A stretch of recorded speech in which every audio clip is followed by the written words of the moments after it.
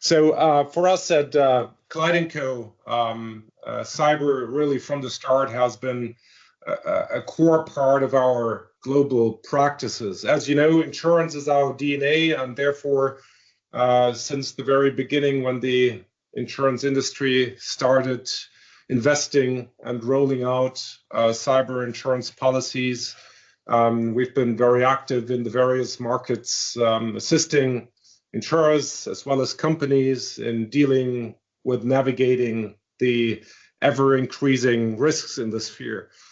We do that from two different ends. One is breach response, and you may be aware of our Cyber One global offering, which provides a breach response service through hotlines, legal support, and obviously the forensic PR, business interruption support, everything that companies need when the attacks happen. Next to that, of course, we're very much looking at the coverage side of things, the risks maturing for companies and insurers alike. And that is really the core of my very own practice. So from the start, cyber has been, of course, a global business. It is virtual attacks hitting companies virtually. So very different than when you look at the exposures, for instance, under property or other liability insurance policies, as it has been a phenomenon very early on already that when an attack happens, it often happens in various jurisdictions at the same time.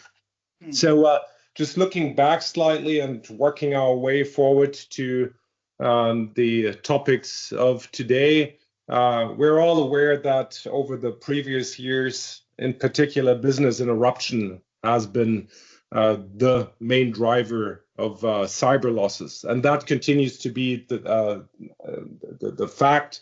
If you look at all the risk surveys that are undertaken, business interruption always is top of the charts.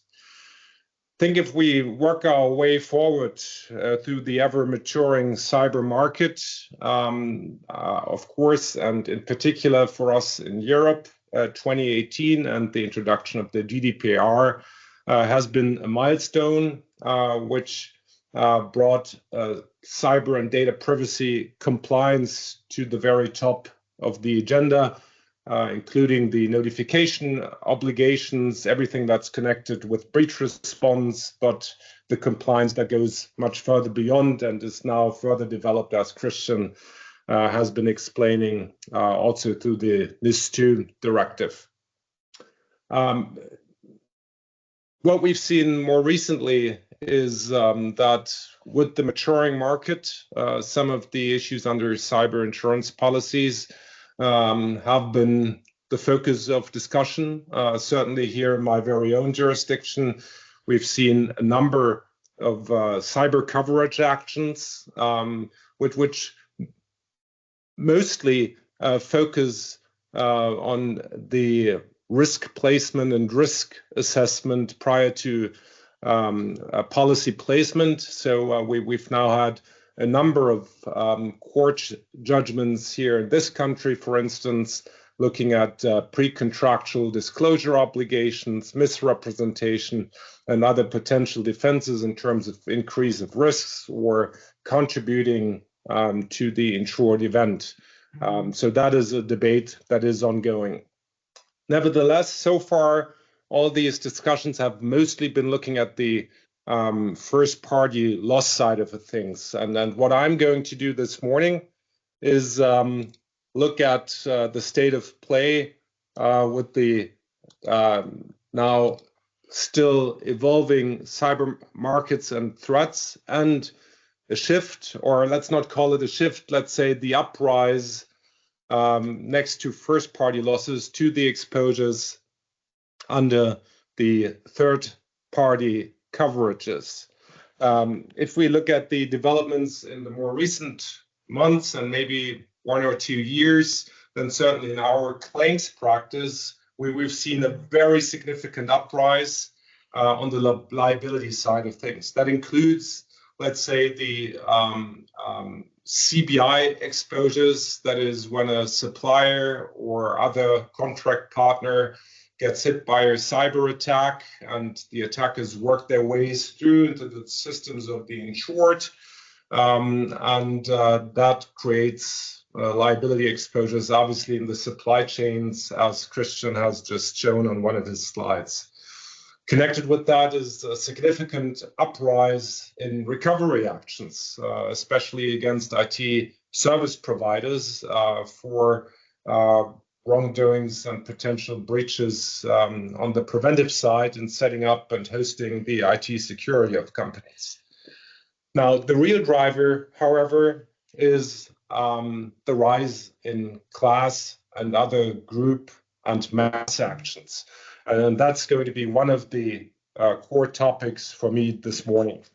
And when we discuss collective redress and collective actions, obviously what needs to be the starting place? Well, no surprise, where the action happens, just as these days, of course, in the United States. The United States have been that jurisdiction, as always, that started very early on.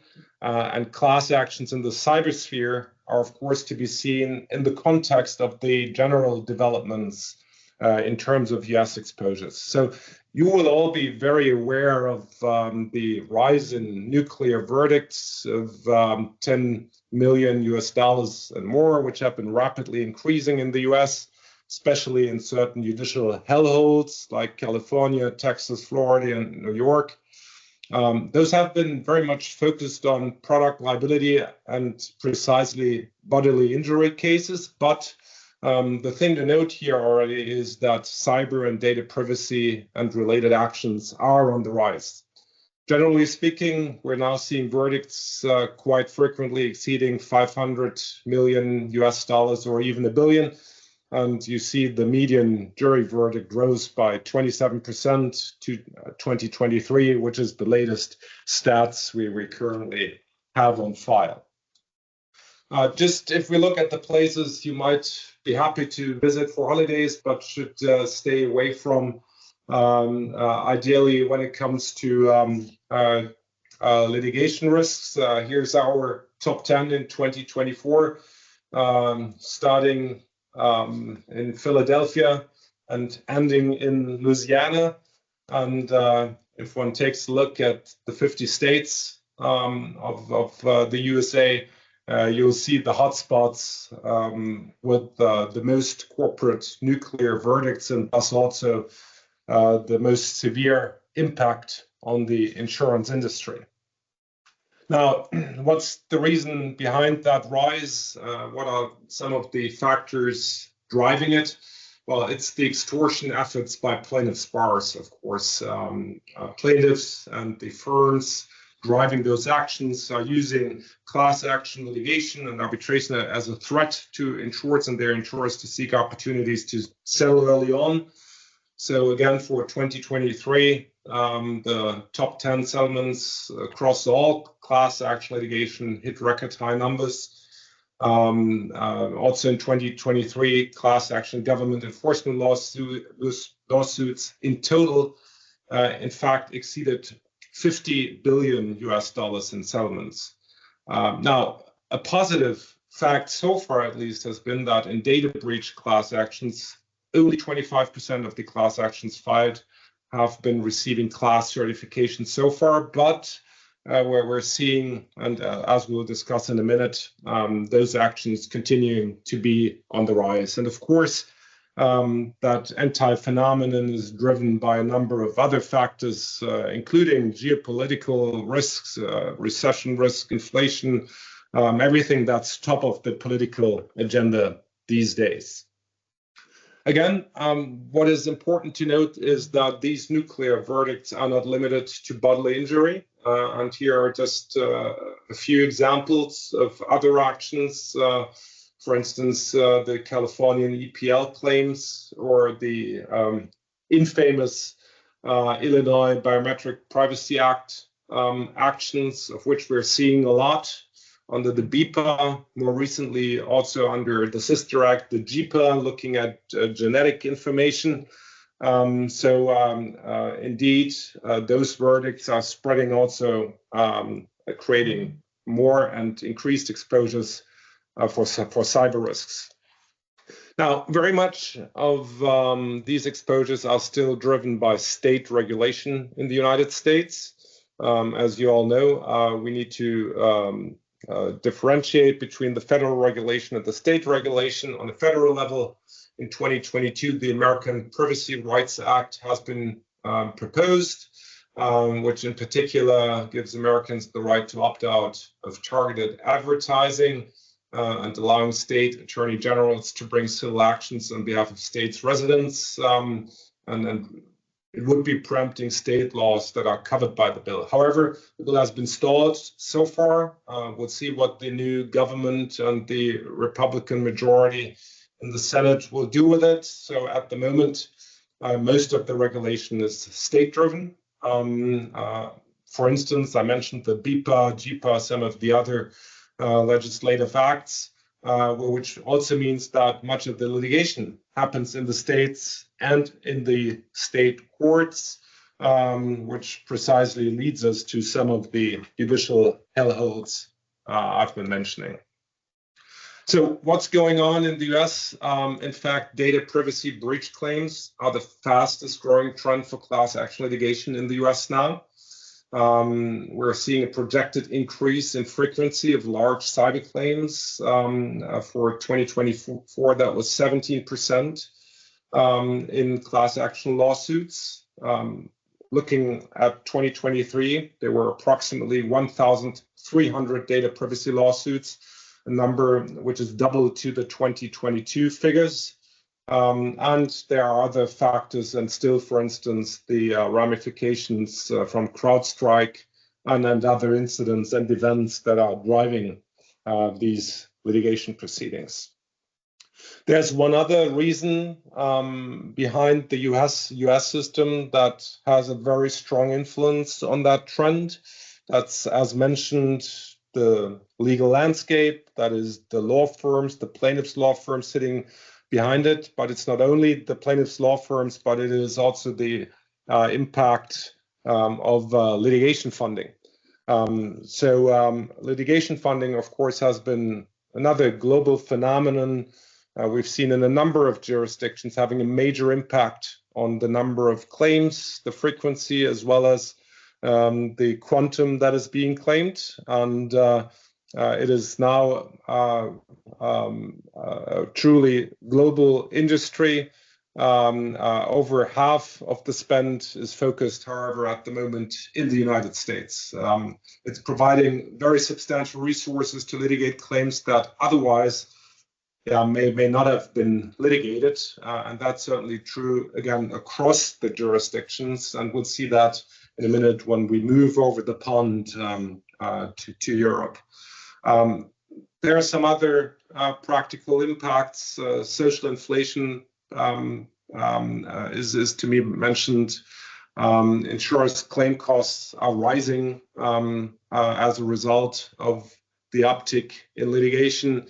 The costs are being socialized and to a large extent to be borne by insurers, which of course has an impact on loss ratios and potentially also on premiums. One of the discussion points, and that's true for the United States as well as many other jurisdictions at the moment, is the regulation of third-party funding, because in many instances it's not always clear whether and when a plaintiff is benefiting from private funds, and there's not always an easy way to find out. Whereas, of course, the funders in the background have oftentimes some quite significant influence on driving these actions and considering also settlements. So defendants may have an opportunity to seek disclosure of such information through discovery requests and third-party subpoenas.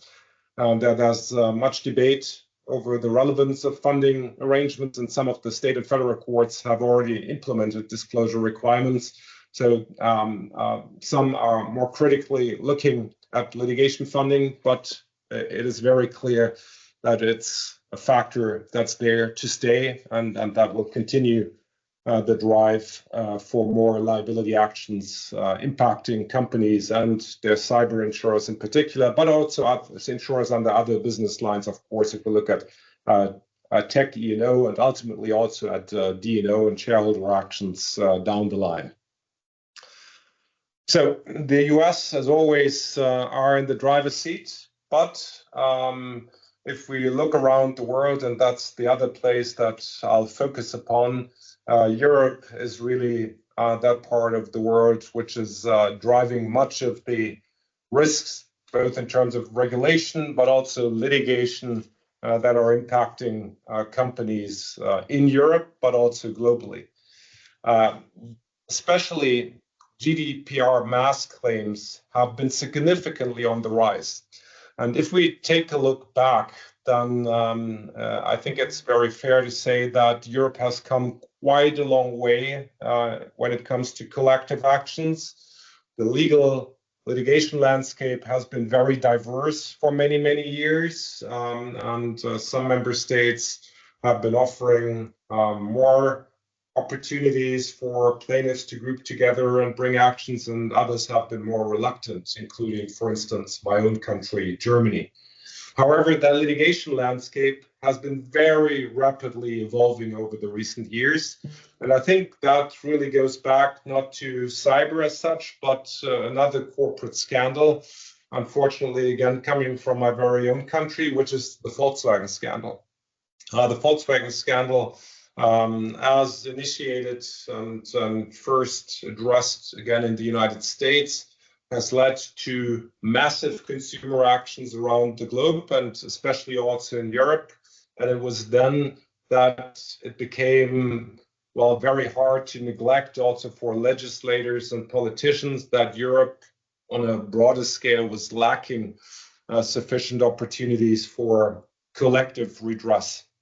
Now, before the legislators became active, tech was actually driving some of these developments, and we've seen on the consumer front across various business sectors and legal exposures that in particular legal tech platforms have been on the rise. Tech platforms which operate, for instance, with assignment models where individuals assign their claims to a vehicle.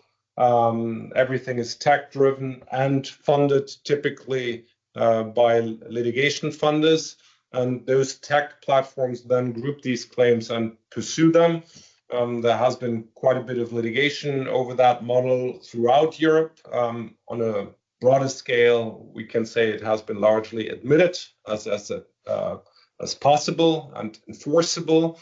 This remains on the one side on the rise. And we see it with aviation claims, for instance. We see it with the car claims, for instance, following from Volkswagen, but also in some other product recall cases, for instance. And we're also, and in particular, are seeing these legal tech platforms driving these actions when it comes to cyber exposures. Now, as you all know, the European legislator and the member states haven't, however, remained inactive, but a quite significant development has been the introduction of the European representative action, which now allows consumer association to group claims together, bring such claims bundled, and also for collective redress. So a mechanism that is truly new, I think, for quite a number of the European jurisdictions, which is still very limited compared to the US class action system, because it is a process that is not driven by law firms and funders initially, but these qualified entities, consumer protection organizations and associations. But it is a big leap forward for Europe. And it in particular includes the opportunity to bring GDPR mass claims. Now, what are these mass claims that we're talking about? It is now especially the claims under Article 82 of the GDPR. I'm pretty sure Article 82 will ring a bell with most of you in the room. It is the new count that was introduced as part of the GDPR, allowing victims of data privacy breaches to bring claims not only for their material damages, but their immaterial damages. So to say, the pain and suffering when you learn that your data has been hacked, infiltrated, published, whatsoever. While these claims have been fairly dormant, let's say until 2020, 2021 still, over the past 2 to 3 years, we've seen a rapid increase. And you see that just on this list with the actions that have been brought to the European Court of Justice to clarify the requirements and prerequisites for bringing these claims. You see them listed on the left side, and it's quite plaintiffs friendly on balance. It starts with the necessity of an infringement of the GDPR, and while the burden of proof is on the claimant, it's actually mostly in the defendant then to show that the defendant had the necessary technical and organizational measures in place. So that goes right back at what Christian was saying about NIS2, for instance. So much of the burden will actually be on defendants to show that they were compliant when it comes to these terms.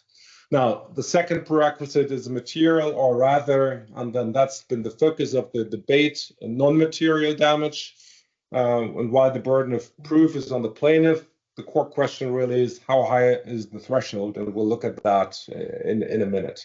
But there needs to be a causal link between the infringement and the damage. And again, however, the burden is on the defendant to show that there isn't. And the same is true for fault. Negligence is sufficient.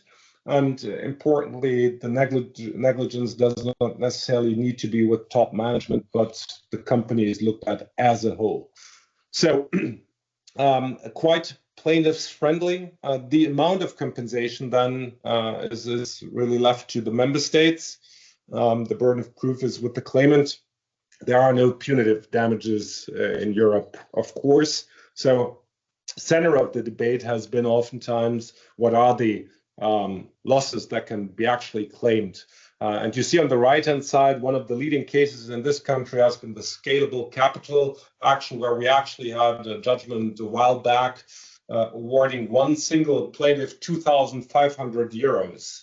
Now, that in itself isn't an exposure that would necessarily frighten companies or their insurers, but if you take into account that, for instance, in that case, supposedly more than 30,000 customers had been affected, and if you then do the math, you land there in numbers beyond 80 million euros in exposures, and you see that this so far rather dormant and smaller exposure through the developments on the side of the substantive law, the requirements under Article 82, but also under the procedural law with the new opportunities to bring these mass actions has been significantly increasing.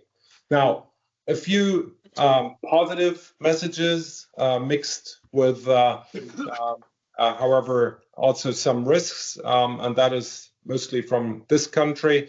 You'll see that we've also had, actually, we've been seeing probably a few hundred judgments around these actions across the country. These are three of the more significant ones. What you see is that the numbers actually awarded have been going rather down, 100 euros, 500 or 400. That said, still, if you do the math and you have 10,000 claimants, of course, the exposure is quite significant. However, why these decisions have been called toxic, and I'll be with you in a second, is in particular because the threshold for the non-material damage has been quite significantly lowered, and a mere loss of control, for instance, is sufficient to trigger those claims. I just need 3 minutes to finish. As I mentioned, on the United States, litigation funding has been a driver and is a driver there. I mentioned it's a global phenomenon. It's just precisely as true for the European Union. And what I want to just flag here that for those interested, the European Commission has just very recently published a very comprehensive report mapping third-party litigation funding in the European Union, looking at the player state in the various member states, including the regulation, and very likely, and going back to a proposal that is now 2 or 3 years old, the European Commission and the Parliament will look again at regulating third-party funding, and some of the proposals are already in this paper. So that will be here to stay. I'm finishing my presentation just with 2 final remarks. I think the core message is that liability actions are on the rise and are now a significant threat to companies and their insurers. Not to forget, however, and I'd like to share just 2 very important developments also when it comes to enforcement, is the side of GDPR fines. Again, there has been quite a bit of litigation, and a few cases been decided by the European Court of Justice. I won't go into detail here, but the judgments have again been fairly friendly in terms of the authorities enforcing breaches of the GDPR. And then just looking at the numbers since 2018, based on our statistics, we're now actually at more than 5 billion euros in fines for companies levied by the authorities in the various member states. So what I've been saying at some of the other discussions I'm involved in, what the nuclear verdicts are in the United States are more and more the fines we're seeing, including under the GDPR, under European regulation on European and other companies. 2 final remarks on this. A very hot debate remains, of course, the insurability of these fines, and we may wish to cover that in our discussion later on. But quite significantly recently, and some of you may have seen that, the French regulator has published a statement saying that under French law, still subject to the scrutiny of the courts, but in the regulator's perspective, company fines are not to be insured, at least under French law. That's one. And the other very significant development, and that goes back to also Christian's topic, which is the interface between cyber risk, compliance, and management liability, is the question whether companies that have been sanctioned with a fine can actually turn around and seek recourse from their DNOs. We've just very recently, in February this year, had a hearing at our Federal Court of Justice, which is the highest civil court, which is not in the context of a cyber, a GDPR fine, but an antitrust fine, but just as relevant. And the core question was there whether such recourse is admissible under liability law or blocked by the ordre public, public policy, due to the sanction purpose of the fines. What the German Federal Court of Justice has done is sent this case to the European Court of Justice because the antitrust fines are based on European law. And we expect the European Court of Justice to come back with its response likely in 1.5 years. Why am I mentioning that? Well, for 2 reasons.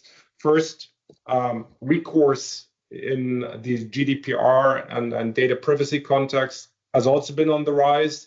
And second, of course, the company fines that drive much of this recourse are also based on European law. So it's quite likely that the decision we need to expect on the antitrust side of things, likely in 2026, will also have implications for the opportunity to take recourse by companies when a GDPR fine is levied upon them.